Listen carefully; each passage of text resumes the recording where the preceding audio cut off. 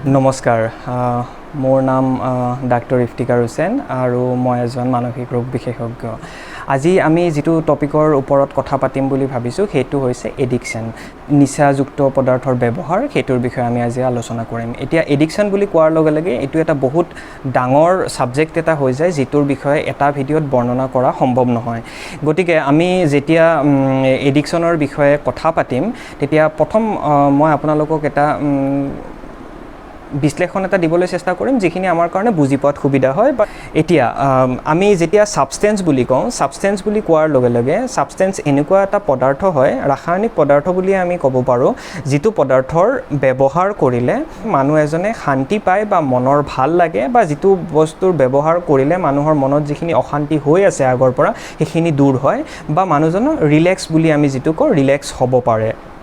গতিকে এই কেমিকেল পদাৰ্থটো যিকোনো ধৰণৰ পদাৰ্থ হ'ব পাৰে, যিটোৰ ব্যৱহাৰক যদি আমি কণ্টিনিউ কৰা হয় তেতিয়াহ'লে আমি সেইটোক সাবষ্টেন্স ইউজ বা আমি এডিকশন বুলি কওঁ। এতিয়া এডিকশন বুলি কোৱাৰ লগে লগে এডিকশনটো আপোনাৰ এই কেমিকেল পদাৰ্থৰ পৰাও হ'ব পাৰে বা বহুত ধৰণৰ ব্যৱহাৰিক এডিকশনো থাকে, যিবোৰৰ বিষয়ে মই মোৰ নেক্সট ভিডিঅ'ত বৰ্ণনা কৰিম। এতিয়া আমি প্ৰধান মুখ্য ইস্যু যিটো প্ৰব্লেমৰ বিষয়ে বা যিটো কথা মই আজি কম বুলি আগবাঢ়িছোঁ সেইটো হ'ল যে আপোনাৰ আমাৰ বৰ্ণনা বা আমাৰ বিশ্বাস নিচাযুক্ত পদাৰ্থৰ ব্যৱহাৰক লৈ। আমি যেতিয়া নিচাযুক্ত পদাৰ্থ ব্যৱহাৰৰ কথা বিশ্লেষণ কৰোঁ বা ব্যাখ্যা কৰোঁ তেতিয়া কি হয়, আমি তাৰ বহুত ধৰণৰ নমুনা আছে বা ব্যাখ্যাৰ প্ৰণালী আছে। তাৰে ভিতৰত যেতিয়া আমি প্ৰথমটো ক'বলৈ যাওঁ, প্ৰথমটো হ'ল আপোনাৰ যিটো আমাৰ নৈতিক বা সামাজিক বৰ্ণনা। সামাজিক বৰ্ণনাৰ মতে আমাৰ যিটো চলি আহিছে সেইটোৰ মতে যেতিয়া মানুহ এজনে নিচা ব্যৱহাৰ কৰে তেতিয়া আমি মানুহজন বেয়া মানুহ বুলি ধৰি লওঁ, আৰু যেতিয়া মানুহ এজনে নিচাযুক্ত পদাৰ্থ সেৱন নকৰে সেইজন মানুহ আমাৰ মতে ভাল মানুহ। ঠিক তেনেদৰে আমাৰ যেতিয়া লিগেল বৰ্ণনা আহি পৰে নিচাযুক্ত পদাৰ্থ ব্যৱহাৰক, তেতিয়া আমি দুই ধৰণে তাক ব্যাখ্যা কৰিব পাৰোঁ। এটা হ'ল বৈধ আৰু এটা হ'ল অবৈধ। বৈধ নিচা বুলি কোৱাৰ লগে লগে আমাৰ চাধা, বিড়ি, চিগাৰেট যিটো টাবাকু বুলি আমি কওঁ সেইখিনি আহি পৰে, আৰু লগতে এলকহল যিটো আমাৰ মষ্ট কমনলি ইউজড হয়, বা সুৰাপানটো আমাৰ বৈধৰ ভিতৰত পৰে। এটা নিৰ্দিষ্ট এজৰ ওপৰত, আমাৰ বয়সৰ ওপৰত সেইটো আমাৰ চৰকাৰে বৈধ কৰি দিছে। ঠিক তেনেদৰে অবৈধ নিচাবোৰৰ ভিতৰত আমাৰ পৰে ব্ৰাউন চুগাৰ, তাৰ উপৰি আপোনাৰ আহি পৰে কেনাবিছ যিটোক আমি ভাং বুলি কওঁ, বা গাঞ্জা, এইবোৰ আপোনাৰ অবৈধ নিচাৰ ভিতৰত পৰি যায়।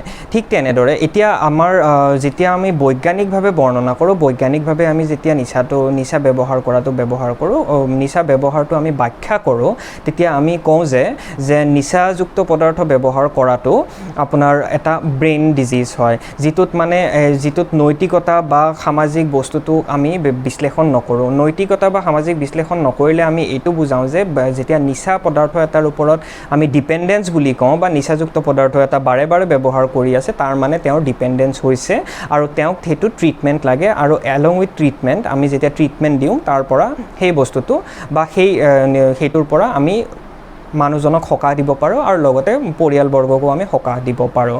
চ' এইটো বিশ্লেষণৰ পৰা আমি এইটো ক'ব পাৰোঁ যে বৈজ্ঞানিক পদ্ধতিত আমি যেতিয়া নিচাযুক্ত পদাৰ্থ ব্যৱহাৰ কৰাটো বিশ্লেষণ কৰোঁ তেতিয়া আমি এইটোক ব্ৰেইন ডিজিজ হিচাপে কওঁ।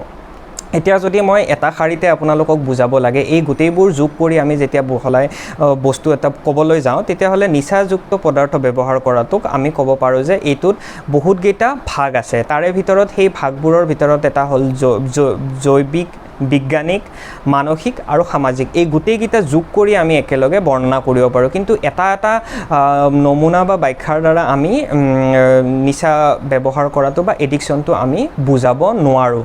এতিয়া নিচাযুক্ত পদাৰ্থ ব্যৱহাৰ কৰাৰ ক্ষেত্ৰত আমাৰ দেশৰ এতিয়া ভাৰতবৰ্ষৰ কি ষ্টেটাছ আছে, সেইটো আমাৰ কেইদিনমান আগতে আমাৰ 2019 চনত নেশ্যনেল ছাৰ্ভে হৈ গৈছে। ছাৰ্ভেৰ পৰা এইটো কথা গম পোৱা গৈছে যে আমি যদি উদাহৰণস্বৰূপে সুৰাপানৰ কথাই লওঁ, 16 কৰোৰ মানুহে ইণ্ডিয়াত সুৰাপান কৰে, আৰু তাৰে ভিতৰত আমাৰ 3 কৰোৰমান মানুহৰ যিটোক আমি ডিপেণ্ডেঞ্চ বুলি কওঁ ক্ৰাইটেৰিয়া মতে বা নিৰ্দিষ্ট বেমাৰ কেটেগৰীত ধৰিব পাৰোঁ, তাৰে ভিতৰত 3 কৰোৰ মানুহে সেই ট্ৰিটমেণ্টটো বেমাৰটো মানে আমাৰ লক্ষণবোৰ পূৰা কৰে, যিটোক আমি নিচাযুক্ত পদাৰ্থ ব্যৱহাৰৰ ডিপেণ্ডেঞ্চ বুলি কওঁ চাইকেট্ৰিক ৱৰ্ডত।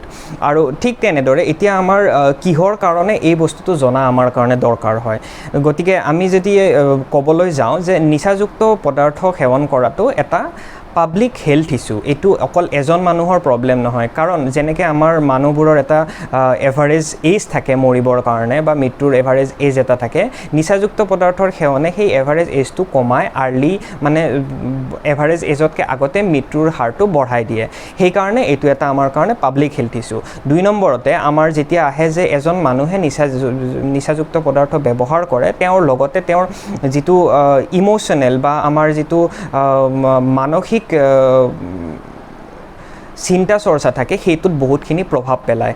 লগতে সামাজিক আৰু লিগেল আৰু লগতে ফাইনেন্সিয়েল বা আৰ্থিক অৱস্থাটো বহুতখিনি প্ৰভাৱ পেলায়। গতিকে এইটো আমাৰ আৰ্থিক এটা সমস্যাও হয় আৰু লগতে লিগেল সমস্যাও হয়।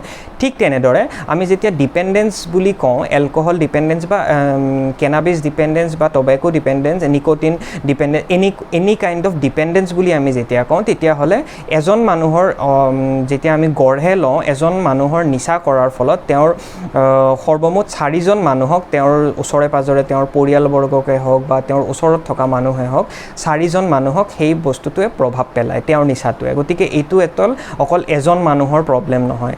গতিকে আমি এতিয়া মই যেনেকৈ ক'লোঁ, আমাৰ 3 কৰোৰ মানুহে এতিয়ালৈকে ট্ৰিটমেণ্টৰ দৰকাৰ পৰে ইণ্ডিয়াত, কিন্তু এই ট্ৰিটমেণ্ট গেপ যিটো আছে, যে এজন মানুহক যেতিয়া সহায়ৰ দৰকাৰ পৰে, চাইকেট্ৰিক হেল্পৰ দৰকাৰ পৰে, তাৰপিছত তেওঁ মানুহজনে ট্ৰিটমেণ্ট লৈছে, তাতে এই যিটো গেপ আছে, এই গেপটো আমাৰ ইণ্ডিয়াত বহুত বেছি।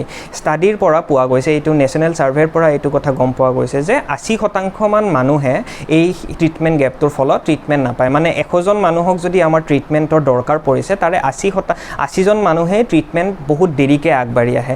আৰু এভাৰেজ হিচাপত আমি যেতিয়া চাবলৈ যাওঁ যে নিচাযুক্ত পদাৰ্থ ব্যৱহাৰ কৰিলে এজন মানুহে 8ৰ পৰা 10 বছৰ বয়সলৈকে তেওঁ ট্ৰিটমেণ্টৰ দৰকাৰ থকাৰ পাছতো তেওঁ আগবাঢ়ি আহিব নোৱাৰে, আৰু তাৰ পাছত তেওঁ ট্ৰিটমেণ্ট লয় যেতিয়ালৈকে তেওঁৰ বহুতখিনি শাৰীৰিক আৰু মানসিকভাৱে অৱনতি ঘটি গৈছে। চ' এইটো কাৰণতে মই আপোনালোকৰ ওচৰত এডিকশ্যনৰ বিষয়ে এটা থুলমূলকৈ ব্যাখ্যা এটা দিলোঁ, আৰু ভৱিষ্যতে মই এডিকশ্যনৰ ওপৰত নিৰ্দিষ্ট এটা নিচাৰ ওপৰত বা এলকহলৰ ইউজৰ ওপৰত, সুৰাপানৰ ইউজৰ ওপৰত বা চাধা বিড়ি চিগাৰেট ইউজৰ ওপৰত আৰু কেনাবিজৰ বা ভাং গাঞ্জাৰ ইউজৰ ওপৰত ছেপাৰেট ভিডিঅ'জ বনাম, যিটোৰ পৰা আপোনালোকক নিৰ্দিষ্ট নিচাবোৰৰ বিষয়ে মই কিছু বৰ্ণনা আপোনালোকৰ আগত আগবাঢ়াব পাৰোঁ। এইখিনি আজি মোৰ ক'ব লগা আছিলে। মোৰ পেজটো ফ'ল' কৰিব এনেকুৱা ধৰণৰ ইনফৰমেশ্যনবোৰ পাবৰ কাৰণে, ৰুহানী ফেচবুক, আৰু মোৰ ৱেবছাইটটো হ'ল www.ruhaniindia.com। ভৱিষ্যতে এনেকুৱা ধৰণৰ ব্যাখ্যাবোৰ আপোনালোকৰ আগত আগবঢ়াই আনি থাকিম। যিখিনি মানুহক ট্ৰিটমেণ্টৰ দৰকাৰ পৰিছে তেওঁলোকে ট্ৰিটমেণ্টৰ কাৰণে আগবাঢ়ি আহিব পাৰে। ধন্যবাদ।